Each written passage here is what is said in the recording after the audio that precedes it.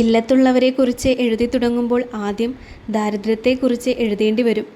മാറുമറയ്ക്കാൻ അവകാശമില്ലാതെയും ക്ഷേത്രപ്രവേശനത്തിന് അവസരം നിഷേധിച്ചും കീഴ്ജാതിക്കാർ എല്ലാം കൊണ്ടും പുറന്തള്ളപ്പെട്ട കാലഘട്ടത്തിൽ ജീവിക്കുമ്പോഴും ദാരിദ്ര്യത്തിൻ്റെ പടുകുഴിയിൽപ്പെട്ട ഉന്നതജാതിക്കാരും സവർണനുമായ ഒരു ബ്രാഹ്മണ കുടുംബത്തിൻ്റെ കഥ. ഉടുതുണിക്ക് മറുതുണിയില്ലാതെ വിശപ്പിലും മുണ്ടുമുറുക്കിയുടുത്ത് പഠിച്ച വേദമന്ത്രങ്ങൾ ദിവസവും ഉരുവിട്ട് ജീവിക്കുന്ന ഇളയതും മരോൾമയും വലിയ മരോൾമയും കുട്ടികളും അടങ്ങുന്ന ഒരു ബ്രാഹ്മണ കുടുംബം. ഉണ്ണി ഇളയതിൻ്റെ അച്ഛൻ നാരായണൻ ഇളയതുള്ള കാലത്ത് ഭൂസ്വത്ത് ധാരാളം ഉണ്ടായിരുന്നുവെങ്കിലും പിന്നീട് ജീവിതം തന്നെ വഴിമുട്ടിയ സാഹചര്യത്തിൽ വറീദ് മാപ്ലരുടെ പീടികയിൽ നിന്ന് വാങ്ങിച്ച സാധനങ്ങളുടെ പറ്റു തീർക്കാൻ റോഡ് വക്കത്തെ ഭൂമി മുഴുവൻ വറീദ് മാപ്ലയ്ക്ക് എഴുതി കൊടുക്കേണ്ടി വന്നു. വലിയ മരോൾമയ്ക്കും അതിനും ന്യായീകരണമുണ്ടായിരുന്നു. വിശന്ന് കരയുന്ന കുട്ടികൾക്ക് ഭൂമി മാന്തി കൊടുക്കാൻ പറ്റില്ലാലോ, അരി തന്നെ വേണ്ടേ. ഇളയതുമാർക്ക് നെൽകൃഷി ഒന്നും ഉണ്ടായിരുന്നില്ല. ആകെ ഉണ്ടായിരുന്നത് കവുങ്ങുപറമ്പായിരുന്നു. അതെല്ലാം സ്വന്തം പേരിലാക്കാനുള്ള സാമർഥ്യം റോഡിൻ്റെ വശങ്ങളിൽ താമസിച്ചിരുന്ന മാപ്ലാർക്കുണ്ടായിരുന്നു. തൃശ്ശൂർ ജില്ലയിൽ ക്രിസ്ത്യാനികളെ മാപ്ലാർ എന്നും മുസൽമാനെ ജനൂർ എന്നുമാണ് വിളിച്ചിരുന്നത്. തൽക്കാലത്തെ ബുദ്ധിമുട്ട് പരിഹരിക്കാൻ വേണ്ടിയാണ് ഇവരൊക്കെ എല്ലാം നഷ്ടപ്പെടുത്തിയത്.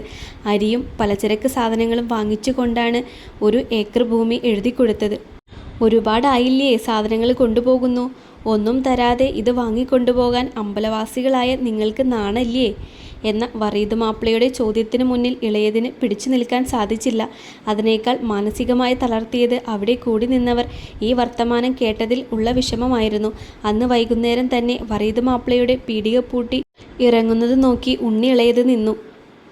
വെട്ടോഴിയിലേക്ക് കൂലിപ്പണി കഴിഞ്ഞ് സാധനങ്ങൾ വാങ്ങാൻ പോകുന്ന കോരനും താമിയും വള്ളിയും എല്ലാം ഉണ്ണി ഇളയതിനെ കണ്ടപ്പോൾ തമ്പ്രാൻ എന്താണാവോ വഴിയിൽ നിൽക്കണേ എന്നുള്ള ചോദ്യത്തിന് സാധാരണ പെട്ടെന്ന് തന്നെ മറുപടി പറയാൻ ഇളയതിന് സാധിക്കാറില്ലെങ്കിലും അന്നെന്തോ സാധിച്ചു. ഇല്ലത്ത് ചെറുള തീരെ ഇല്ലാണ്ടായിരിക്കുന്നു, അത് നോക്കി വന്നതാ. വള്ളി വിടാനുള്ള ഭാവമില്ല. തമ്പ്രാൻ ഇല്ലത്തേക്ക് പൊക്കോളൂ, അടിയൻ്റെ കുപ്പാട്ടിൽ നിറയെ ഉണ്ടായിട്ടുണ്ട്, അടിയൻ കൊണ്ടുവരാം. അത് സാരല്യ വള്ളിയെ, നീ നടന്നോ, ഞാൻ തിരിച്ചു പോവാ. അടിയൻ വറീദ് മാപ്ലയുടെ പീടികയിലേക്കാണ്. തമ്പ്രാന് എന്തെങ്കിലും സാമാനം വേടിക്കാനുണ്ടെങ്കിൽ. ഈ അശ്ലീലം വിടുന്നില്ലല്ലോ എന്ന് ഇളയത് മനസ്സിൽ ശപിച്ചു. ഒന്നുമില്ല വള്ളിയെ.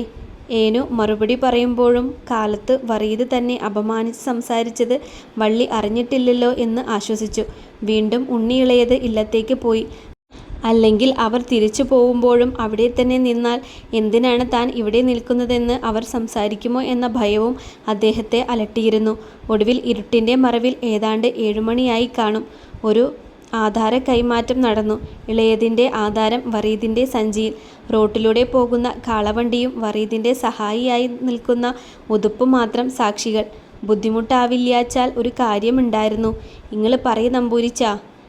ഇല്ലത്തെ ഇടവഴിയിലൂടെ മെല്ലെയുള്ള പറമ്പ് കയ്യിൽ വന്നതിൻ്റെ ഒരു ഉത്സാഹം വറീദിന് ഉണ്ടായിരുന്നു. ഒന്നിച്ചില്ലാനും ഏക്കർ സ്ഥലം വരും. ഇപ്പോൾ ഇല്ലത്തെ സ്ഥിതി കുറച്ച് മോശാ. നാളെ ഇപ്പോൾ ഇത് നന്നായിക്കൂടാന്നൊന്നും പറയുവാൻ വയ്യ. ഇതൊക്കെ പറയുമ്പോഴും ആരെങ്കിലും ആ വഴി വരുമോ, ഇത് കേൾക്കുമോ എന്നുള്ള ഭയം ഇളയതിൻ്റെ മുഖത്ത് പ്രകടമായിരുന്നു. നിങ്ങൾ കാര്യം പറയ് എൻ്റെ നമ്പൂരിച്ച, വരീദ് അക്ഷമനായി പറഞ്ഞു. അല്ല, ഒന്നുമല്ല, ഇളയത് തുടർന്നു. 2 മാസത്തേക്കും കൂടിയുള്ള വീട്ടു സാധനങ്ങൾ കിട്ടിയാൽ തരക്കേടില്ലായിരുന്നു. പണമല്ല ആവശ്യമെന്ന് മനസ്സിലാക്കിയ വറീദിൻ്റെ ഉള്ളിൽ ആഹ്ലാദം തിരതല്ലി. ഇടയ്ക്കിപ്പോൾ ഇങ്ങടെ ഭൂമി ആവശ്യമുണ്ടായിട്ടൊന്നും അല്ല, നാളെ കാണേണ്ടവരല്ലേ. ഒരു സഹായം, അതും മെച്ചൊന്നില്ലെങ്കിലും വീട്ടു സാധനങ്ങൾ ഉതുപ്പ് ഇങ്ങടെ വീട്ടിലെത്തിച്ചിരിക്കും. ഇത് വറീദിൻ്റെ വാക്കാ. ഓ, വലിയ സഹായം എന്ന് പറഞ്ഞ് ഇളയത് തിരിച്ചു നടക്കുമ്പോൾ 10 ഉറുപ്പികയുടെ ആവശ്യം മുതലെടുത്ത് ഒരു ബ്രാഹ്മണനെ പറ്റിച്ച് 1 ഏക്കർ ഭൂമി കയ്യിലാക്കിയതോർത്ത് വറീദും ഉതുപ്പും കുലുങ്ങി കുലുങ്ങി ചിരിച്ചു. ബ്രാഹ്മണശാപം 7 ജന്മത്തിലേക്കാണ് എന്ന് എൻ്റെ അമ്മാമ്മ പറയാറുള്ളത് ഞാൻ ഇന്നും ഓർക്കുന്നു. ഇളയതന്മാരുടെ ഭൂമി വാങ്ങിയവരെല്ലാം ജീവിക്കുന്ന അവസ്ഥ കാണുമ്പോൾ ബ്രാഹ്മണശാപത്തിലൊക്കെ അറിയാതെ വിശ്വസിക്കാൻ നമ്മൾ നിർബന്ധിതരാകും. ബ്രാഹ്മണശാപം അല്ലെങ്കിൽ ഒരു സാധുവിൻ്റെ ശാപം. ഇളയതുമാരുടെ കുടുംബത്തിൻ്റെ ആകെ വരുമാന മാർഗം വീടുകളിൽ ആളുകൾ മരിക്കുന്നതിനോട് ബന്ധപ്പെട്ടിരിക്കും. മരിച്ചതിൻ്റെ ശേഷക്രിയ കഴിഞ്ഞ് 15-ാം ദിവസം പുല പിണ്ടം ഇട്ട് കുളി കഴിഞ്ഞ് ശീതീകരണത്തിൻ്റെ കർമ്മങ്ങൾ കഴിഞ്ഞ് അതോടെ ശേഷക്കാരുടെ പുലയും കഴിഞ്ഞ് തുടർന്നുള്ള ചടങ്ങുകൾക്കുള്ള അവകാശിയാണ് ഇളയത്. പതിനാറൂട്ടൽ, കൊല്ലം തോറുമുള്ള ശ്രാദ്ധം, ഇതിനെല്ലാം ഒഴിച്ചുകൂടാനാവാത്ത വിഭാഗമായിരുന്നു ഇളയതുമാർ. അമ്മമ്മയുടെ അച്ഛൻ്റെയും അമ്മയുടെയും ശ്രാദ്ധം മൂട്ടാൻ ഉണ്ണി ഇളയത് ഞങ്ങളുടെ തറവാട്ടിൽ വരാറുണ്ടായിരുന്നു. കന്നിമാസത്തിലെ മകത്തിനായിരുന്നു മുത്തശ്ശൻ്റെ ശ്രാദ്ധം. തലേ ദിവസം അമ്മമ്മയ്ക്ക് ശ്രാദ്ധം ഒരിക്കലുണ്ടാകും. അന്ന് അമ്മമ്മ ഒരു നേരം മാത്രമേ ഊണ് കഴിക്കാറുള്ളൂ. രാത്രി പാലോ അല്ലെങ്കിൽ ഒരു പഴം മാത്രമേ കഴിക്കാറുള്ളൂ. ഒരിക്കലിൻ്റെ അന്ന് കഴിക്കുന്ന ഭക്ഷണത്തിൽ ഉഴുന്ന്, ഉള്ളി ഒന്നും തന്നെ ഉണ്ടാവരുത്. വെളുത്ത വസ്ത്രം മാത്രമേ ധരിക്കാവൂ. കൊസടിയിൽ കിടക്കാതെ തറയിൽ പായ വിരിച്ചാണ് അമ്മമ്മ കിടന്നിരുന്നത്. അന്നേ ദിവസം കുളിക്കുമ്പോൾ എണ്ണ തേക്കാൻ പാടില്ല, ഉച്ചയ്ക്ക് ഉറങ്ങരുത് തുടങ്ങിയ കാര്യങ്ങളെല്ലാം ശ്രാദ്ധത്തിനോട് അനുബന്ധമായ ചടങ്ങുകളായി എൻ്റെ അമ്മമ്മ ചെയ്യാറുണ്ട്. ശ്രാദ്ധം ഊട്ടുന്ന ദിവസം അതിരാവിലെ ഇളയത് എത്തും. ഇളയതിൻ്റെ കുളി തൊട്ടുള്ള കാര്യങ്ങൾ അന്ന് നമ്മുടെ ചിലവിലാണ്. എണ്ണയും വാസന സോപ്പും അമ്മാമ്മ ഉമ്മറത്തിൻ്റെ കിഴക്കേ തിണ്ണയിൽ തയ്യാറാക്കി വെച്ചിട്ടുണ്ടാകും. കുറേ കൊല്ലങ്ങളായുള്ള പതിവായതുകൊണ്ട് ഇളയതിനോട് ഒരു കാര്യവും പ്രത്യേകം പറഞ്ഞു കൊടുക്കേണ്ട കാര്യമില്ല. വെളുത്ത് നീളത്തിൽ ചുരുളൻ മുടിയുമായി വാഴക്കറ വീണിട്ടുള്ള ഒരു ഒറ്റമുണ്ടും ചുറ്റി തോർത്തുമുണ്ടും ചുമരിലിട്ടായിരുന്നു ശ്രാദ്ധമൂട്ടാനുള്ള ഇളയതിൻ്റെ വരവ്. ഒറ്റമുണ്ട് ചുറ്റിയിരുന്നത് എപ്പോഴും വയറിന് താഴെയായിട്ടായിരിക്കും. കവുങ്ങിൻ്റെ മുകളിൽ കൂടി ആമ കയറുന്നത് പോലെയായിരുന്നു ഇളയതിൻ്റെ വയർ. പൂണൂലിൻ്റെ നിറം ഏതാണ്ട് വാഴനാരിൻ്റെ നിറമായിട്ടുണ്ടാകും. വന്ന പാടെ കിഴക്കേ തിണ്ണയിൽ വച്ചിരിക്കുന്ന എണ്ണയും സോപ്പും എടുത്ത് ഒറ്റ പോക്കാണ് കുളത്തിലേക്ക്. ഇളയതിൻ്റെ ഭാര്യയായ മരോൾമയും 4 കുട്ടികളും തത്സമയം കുളത്തിൽ ഹാജരുണ്ടാകും. മറ്റൊന്നിനുമായിരുന്നില്ല ആ വരവിൻ്റെ ഉദ്ദേശം. എണ്ണയും വാസന സോപ്പും തേച്ചു കുളിക്കാമല്ലോ. ഞങ്ങളുടെ തറവാട്ടിലെ ശ്രാദ്ധത്തിന് മാത്രമായിരുന്നു ഇളയതിൻ്റെ കുടുംബത്തിന് ഇങ്ങനെയൊരു ആനുകൂല്യം ലഭിച്ചിരുന്നത്. മറ്റൊന്നും സമീപത്തെ വീട്ടുകളിൽ ആയിരിക്കുകയില്ലല്ലോ. 3 പെൺമക്കളും അവർക്ക് താഴെ ഒരു ആൺകുട്ടിയുമായിരുന്നു ഇളയതിന്. പെൺകുട്ടിയുടെ കല്യാണ ചിലവ് ആലോചിച്ചിട്ടായിരിക്കണം ആൺകുട്ടിയോടായിരുന്നു ഇളയതിന് കൂടുതൽ വാത്സല്യം. പെൺകുട്ടികളുടെയും മരോൾമയുടെയും മുടിയൊക്കെ ചകിരിനാര് പോലെ ആയിട്ടുണ്ടാവും. ചുരുങ്ങിയത് 6 മാസമെങ്കിലും ആയിക്കാണും മുടിയിൽ സോപ്പോ എണ്ണയോ തേച്ചിട്ട്. അങ്ങനെ ദാരിദ്ര്യം നിറഞ്ഞു നിന്ന ഒരു കാലഘട്ടമായതുകൊണ്ട് തന്നെ ഈ എണ്ണ കുളിയൊക്കെ ഇത്ര പ്രസക്തി ഉണ്ടായിരുന്നത്. ഇളയത് വേഗം തന്നെ കുളിച്ച് വീട്ടിലേക്ക് എത്തും. അമ്മയോടും വല്യമ്മയോടും കുളിച്ച് വരാനുള്ള നിർദ്ദേശം ഇളയതിൻ്റെ ഭാഗത്ത് നിന്ന് വന്നു കഴിഞ്ഞാൽ അവരും കുളത്തിലേക്ക് പോകും. പോകുന്നതിന് മുന്ന് അമ്മാമ്മ പറയും, വടക്കേറത്തെ അടപ്പ് തേച്ചു ഇട്ടിട്ടുണ്ട്. അടുപ്പും തിണ്ണേമേ തന്നെ ചായപ്പൊടി കുപ്പി പഞ്ചസാര കുപ്പിയും വെച്ചിട്ടുണ്ടാകുമെന്ന്. ഇളയത് നാമം ജപിച്ചു കൊണ്ടാണ് വരുന്നത്. ഗണപതി സ്തുതിയാണെന്ന് മാത്രമേ നമുക്ക് മനസ്സിലാവുകയുള്ളൂ. കിഴക്കേ കോലായുടെ മൂലയിലായി ചാണ ഇരിക്കുന്നുണ്ട്. കിഴക്കുഭാഗത്തെ തിണ്ണയിൽ ചാണക്കല്ല് പിടിപ്പിച്ചിരിക്കുന്ന പതിവ് അന്നത്തെ ചില നായർ തറവാടുകളിൽ ഉണ്ടായിരുന്നു. കുട്ടികൾക്കുള്ള വയമ്പരയ്ക്കാനും മുതിർന്നവർ തന്നെ ചന്ദനമുട്ടി കൊണ്ട് ചാണയിൽ അരച്ച് ചന്ദനമായിരുന്നു തൊട്ടിരുന്നത്. ഇന്നത്തെ പോലെ കുപ്പികളിൽ കളഭപ്പൊടി കിട്ടുന്ന പതിവോ അതിൽ വെള്ളം ചാലിച്ച് തൊടുന്ന പതിവോ അന്നുണ്ടായിരുന്നില്ല. ഇളയത് ചന്ദനമുട്ടിയും തിണ്ണയിൽ തന്നെ കമിഴ്ത്തി വെച്ചിരിക്കുന്ന കിണ്ടിയും എടുത്ത് തെക്കേ കിണറ്റിനും കരയിലേക്ക് പോയി കിണ്ടിയിൽ വെള്ളം നിറച്ച് വന്ന് ചാണയിൽ ചന്ദനമരച്ച് നീളത്തിൽ ഒരു ഗോപിക്കുറി വരച്ചു. ഇളയത് വീടിൻ്റെ പുറത്ത് കൂടിയാണ് വടക്കോറത്തേക്ക് പോകുന്നത്. ഇത്രയും സൗകര്യമുണ്ടായിട്ടും വീടിനുള്ളിലൂടെ പോകാമായിരുന്നിട്ടും എന്തിനാണ് പുര പ്രദക്ഷിണം വയ്ക്കുന്നത്? ഞാൻ സംശയ നിവൃത്തി വരുത്താൻ കണ്ടെത്തിയത് താമസിക്കാൻ നിന്നിരുന്ന കലോമയെയാണ്. കലോമയ്ക്ക് ബന്ധുക്കളായിട്ട് ആരുമില്ല. തറവാട് അന്യം നിന്ന് പോയതാണെന്ന് അമ്മമ്മ പറഞ്ഞു കേട്ടിട്ടുണ്ട്. വരവൂർ ഭാഗത്ത് നിന്നുള്ള കാര്യസ്ഥനായ ഗോപാലൻ നായർ ഇവിടെ കൊണ്ടുവന്നാക്കിയതാണ്. ഇപ്പോൾ അമ്മമ്മയുടെ സ്വന്തം ആളാണ്. ഞാൻ കലോമയോട് ചോദിച്ചു, എന്താ വീടിൻ്റെ ഉള്ളിലൂടെ ഇളയത് വടക്കോറത്തേക്ക് പോകാത്തത്? ശുദ്ധമായിട്ട് കർമ്മം ചെയ്യാൻ പോകുമ്പോൾ വീടിൻ്റെ ഉള്ളിലേക്ക് വരില്ല കുട്ടിയെ. പോരാത്തതിന് നമ്മൾ ശൂദ്രരല്ലേ, അവർക്ക് താഴ്ന്ന ജാതിക്കാരെന്ന് നമ്മൾ. കമലോമ പറഞ്ഞു. അപ്പം അമ്മാമ്മ പറഞ്ഞുല്ലോ, നമ്മൾ ഉയർന്ന ജാതിയായതുകൊണ്ടാണ് കൗസല്യം നാണിയും ഒക്കെ നമ്മളെ അമ്പ്രാളെ ഇമ്പ്രാളെ എന്നൊക്കെ വിളിക്കുന്നതെന്ന്. ഞാൻ വിട്ടില്ല. ജാതിക്ക് താഴെയാണ് എന്ന് പറഞ്ഞത് മനസ്സിൽ ചെറിയ നോവ് ഉണ്ടാക്കിയിരുന്നു. ഉയർന്ന ജാതിയിൽ പിറന്നതിൻ്റെ കുറച്ച് അഹങ്കാരം അന്ന് വരെ എൻ്റെ മനസ്സിലും ഉണ്ടായിരുന്നു എന്ന് വേണം കരുതാൻ. കുട്ടിയുടെ ജാതിമത ചോദ്യങ്ങളൊന്നും എന്നോട് വേണ്ട. എനിക്കതൊന്നും പഠിപ്പിക്കാൻ ഇപ്പോൾ നേരവും ഇല്ല.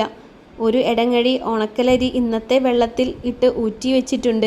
അതൊക്കെ പൊടിയാക്കി വറുത്ത് വെച്ചില്ലെങ്കിലേ ഇവിടെ ഉള്ളവരൊന്നും നാളെ പിട്ട് കഴിക്കണ്ടാവില്ല. അപ്പോഴാ കുട്ടിയുടെ ഓരോരോ ചോദ്യങ്ങൾ. കുട്ടി ഇങ്ങോട്ട് വരുമോ?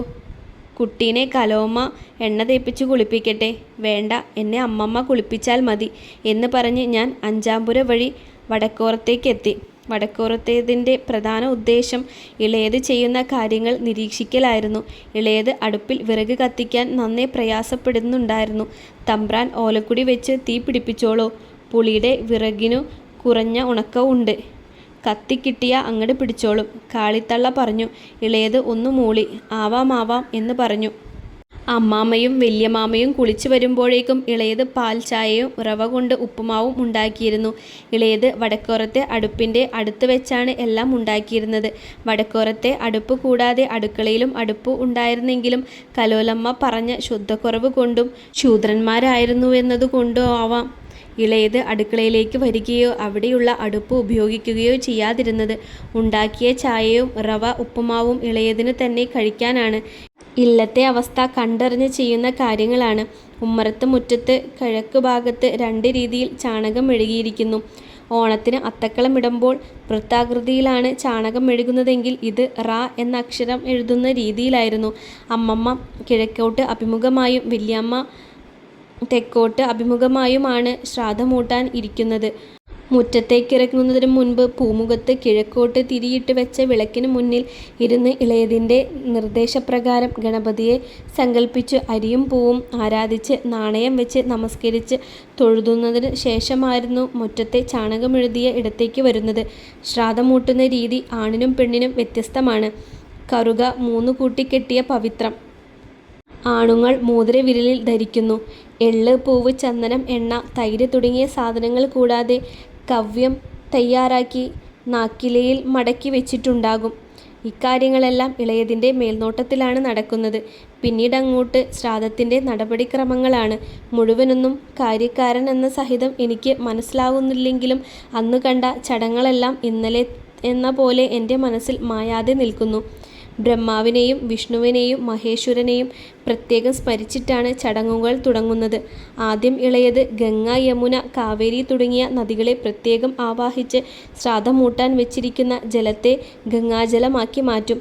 വല്യമാമ ഇളയതിൻ്റെ നിർദ്ദേശപ്രകാരം തന്നെ ചാണകം തേച്ച സ്ഥലത്ത് കറുക പരത്തി വെച്ചിരിക്കുന്നു. അതിന്മേലായിരുന്നു ശ്രാദ്ധപിണ്ഡ സമർപ്പയ എന്ന് പറഞ്ഞ് നാക്കിലയിൽ വെച്ച ഉണക്കച്ചോറ് ഉരുളകളാക്കി വെച്ചത്. തുടർന്ന് എള്ളും പൂവും ചന്ദനവും മാറത്ത് പിടിച്ച് പിതൃവിനെ സങ്കല്പിച്ച് നീരും കൂട്ടി പിണ്ഡത്തിൻ്റെ മുകളിൽ സമർപ്പിച്ചത്. എന്നാൽ അമ്മയാവട്ടെ പിതൃവിനെ സങ്കല്പിച്ചു നാക്കിലയിലെ കവ്യം ചാണകമെഴുകിയ സ്ഥലത്ത് തൂവാനേ പാടുള്ളൂ. സ്ത്രീകൾക്ക് ഉരുളയാക്കാൻ ചടങ്ങ് പ്രകാരം അവകാശമില്ല. ചടങ്ങിൻ്റെ അവസാനം കിണ്ടിയിലെ ജലം കയ്യിലാക്കി മുകളിലേക്ക് നോക്കി കൈകൾ കൊട്ടും. ബലിച്ചോറുണ്ണാൻ കാക്കയെ വിളിക്കുന്ന ചടങ്ങാണത്. ബലിക്കാക്കകൾ വന്ന് അത് കൊത്തിയാൽ പിതൃക്കൾ ബലി കൈക്കൊണ്ടു എന്നർത്ഥം. അമ്മാമ്മ എപ്പോഴും പറയും, ഞാൻ ബലിയിട്ടാൽ ഒരിക്കൽ പോലും കാക്ക വരാതിരുന്നിട്ടില്ലാന്ന്. ബലിക്ക് ശേഷം അമ്മാമ്മയ്ക്കും വല്യമ്മാമയ്ക്കും ഇളയത് തന്നെ ഇലയിൽ വിളമ്പി കൊടുക്കും. അതിൻ്റെ കറിയും വിശേഷമാണ്. ഇഞ്ചിത്തൈരും തൊലിയോടു കൂടിയ നേന്ത്രക്കായ വറുത്തതും. ശ്രാദ്ധമൂട്ടുന്ന ദിവസത്തെ പാചകക്കാരൻ ഇളയത് തന്നെയാണ്. ഉച്ചയ്ക്കുള്ള ശ്രാദ്ധസദ്യയും കഴിഞ്ഞ് ഇളയത് പോവാറുള്ളൂ. കുമ്പളങ്ങ കൊണ്ടൊരു ഓലനും ചേനയും നേന്ത്രക്കായയും കൊണ്ട് ഒരു എലിശ്ശേരിയും അതേ കഷ്ണങ്ങൾ കൊണ്ട് തന്നെ ഒരു രസക്കാളൻ. പപ്പടം ഉണ്ടാവാറില്ല. പകരം തൊലിയോടു കൂടിയ നേന്ത്രക്കായ വറുത്തതും ഉണ്ടായിരുന്നു. ശ്രാദ്ധസദ്യയ്ക്ക് പപ്പടം നിഷിദ്ധമായിരിക്കണം. ഇതിനൊക്കെ പുറമെ അടപ്രഥമനും ഉണ്ടാകും. അരിമാവ് ഇലയിൽ അണിഞ്ഞ് ഇല വാഴനാരുകൊണ്ട് കെട്ടി വെള്ളം തിളച്ചു മറിയുന്ന ഉരുളിയിലേക്കിടും. അങ്ങനെ 5-6 ഇലകളിടും. ഇന്നത്തെ പോലെ ഇൻസ്റ്റൻറ്റ് അട ഒന്നും അന്ന് കിട്ടിയിരുന്നില്ല. ഇങ്ങനെ ഉണ്ടാക്കിയിരുന്ന അട കൊണ്ടാണ് അടപ്രഥമൻ ഉണ്ടാക്കിയിരുന്നത്. അന്നുണ്ടാക്കിയിരുന്ന ഭക്ഷണങ്ങളുടെ രുചിയൊന്നും പിന്നീട് ഒരിക്കലും അനുഭവിക്കാൻ സാധിച്ചിട്ടില്ല. ശ്രാദ്ധ ചടങ്ങിനോടനുബന്ധമായി 10 ഉറുപ്പിക വരെ ദക്ഷിണ അമ്മാമ്മ കൊടുക്കാറുണ്ട്. അരി, നാളികേരം, സദ്യ കഴിഞ്ഞ് ബാക്കിയുള്ള പച്ചക്കറി കഷ്ണങ്ങൾ തുടങ്ങിയതെല്ലാം തന്നെ ഇളയതിന് കൊടുക്കും. ദക്ഷിണ കണക്കാക്കിയിട്ടൊന്നുമില്ല. ഒന്നുമില്ലെങ്കിലും ബ്രാഹ്മണ കുടുംബമല്ലേ എന്ന് എപ്പോഴും അമ്മാമ്മ പറയും.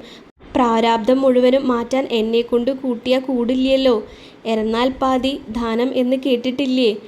ആവണത് ചെയ്യ അത്രന്നെ. ഇളയത് പോകുന്നത് നോക്കി നിന്ന് കൊണ്ട് അമ്മാമ്മ പറഞ്ഞു.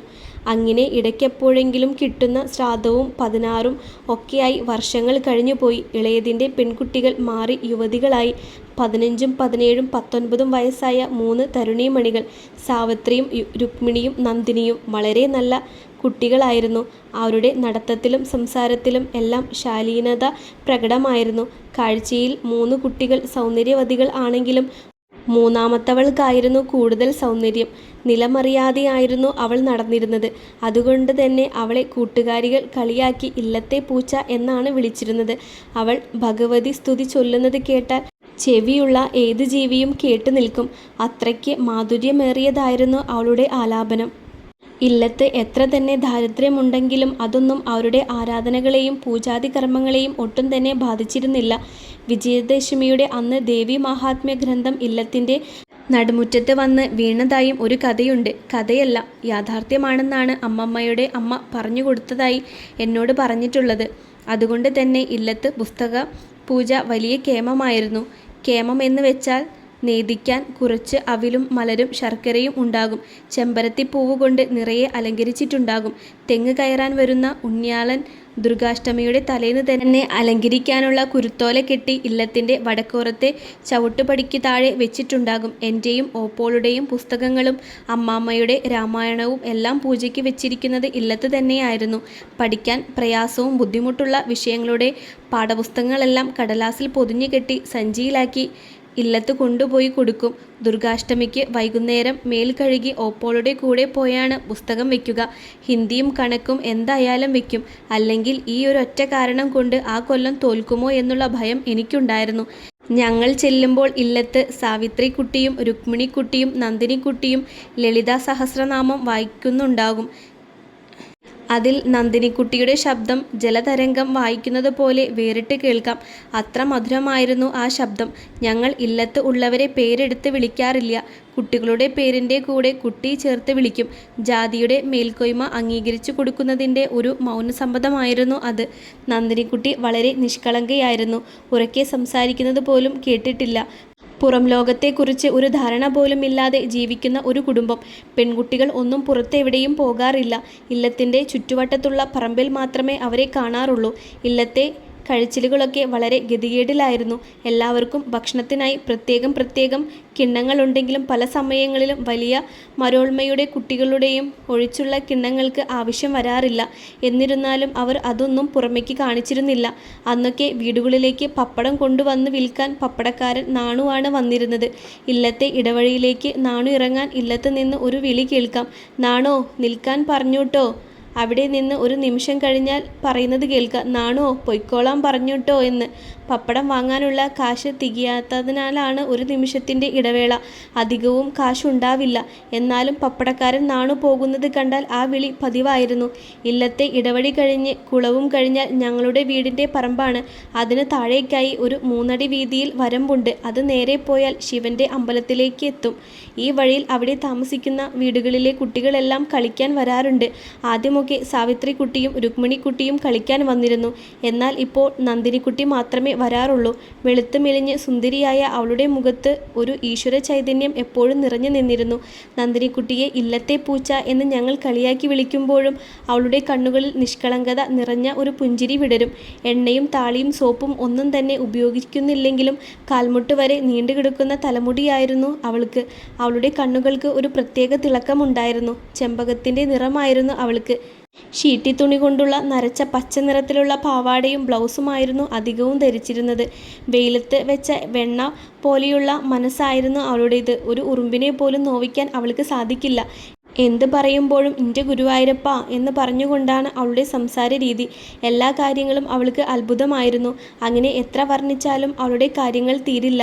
ഇന്നും നന്ദിനിക്കുട്ടിയെക്കുറിച്ച് ഓർക്കുമ്പോൾ അവളുടെ ഈറനണിഞ്ഞ കണ്ണുകളുമായി ഇല്ലത്തെ വടക്കേപ്പുറത്ത് നിസ്സഹായിയായി നിൽക്കുന്നതാണ് ഓർമ്മ വരുന്നത്. അവളുടെ തെറ്റിനെക്കുറിച്ച് പറയുന്നതിനേക്കാൾ കൂടുതൽ അവളെ തെറ്റിലേക്ക് വഴിവെച്ചവരെക്കുറിച്ച് പറയേണ്ടി വരും.